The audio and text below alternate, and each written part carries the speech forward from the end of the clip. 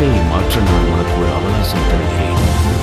இதோ பார், அவர்தான் இயேசு. நீதிக்காக பசியோடு இருப்பீர்கள் என்றானால் என்னிடத்திலிருந்து நிறைவு பெறுவீர்கள்.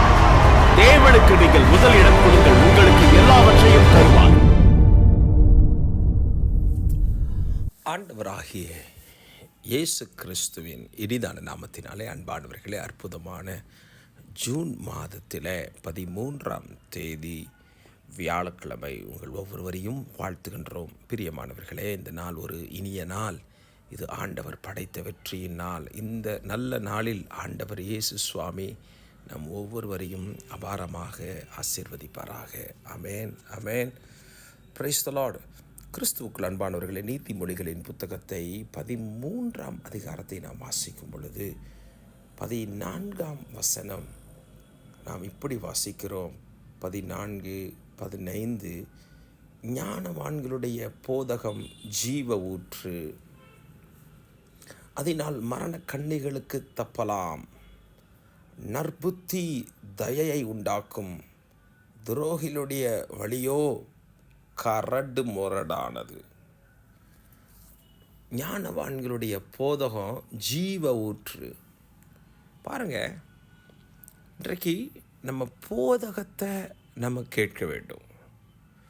அது ஞானவான்களுடைய போதகம். வேதாகமம் முழுக்க முழுக்க தேவ ஆவியானவரால் பரிசுத்த மனிதர்களை கொண்டு பரிசுத்த ஆவியானவரே எழுதின ஒரு வேத பகுதி. ஒரு அழகான, ஒரு கோர்வையான தேவனுடைய புத்தகம். அதில் ஞான வார்த்தைகள், ஞானவான்களுடைய போதகம் நிறைஞ்சிருக்கிறது வேதாகமம் முழுவதும். அந்த ஞானவான்களுடைய போதகம் ஒவ்வொரு குடும்பங்களுக்கும், ஒவ்வொரு மனிதர்களுக்கும் ஜீவ ஊற்றாக மாறுகிறது.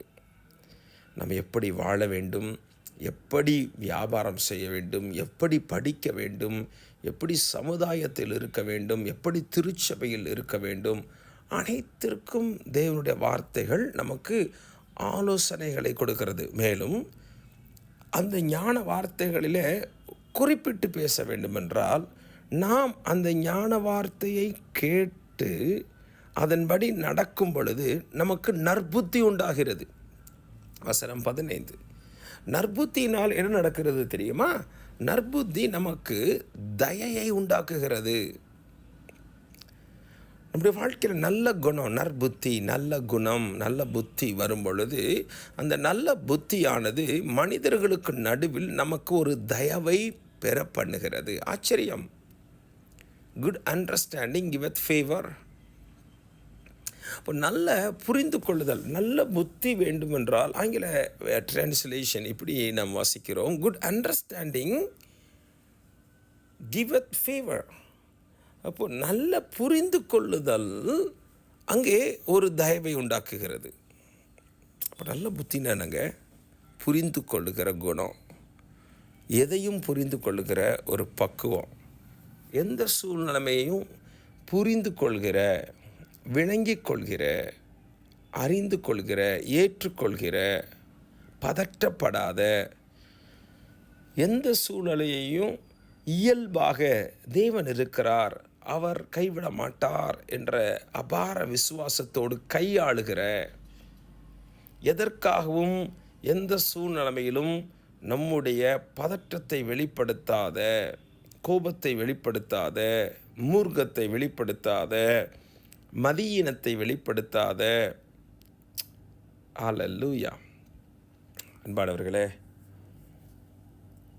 நாம் இன்றைக்கு அந்த ஞானவான்களுடைய போதகமாகிய ஜீவ ஊற்றை நாம் பெற்றுக்கொள்ளும் பொழுது எல்லா கன்னிகளுக்கும் தப்பலாம், முக்கியமாக மரண கன்னிகளுக்கு. நற்புத்தி தயை உண்டாக்கும்.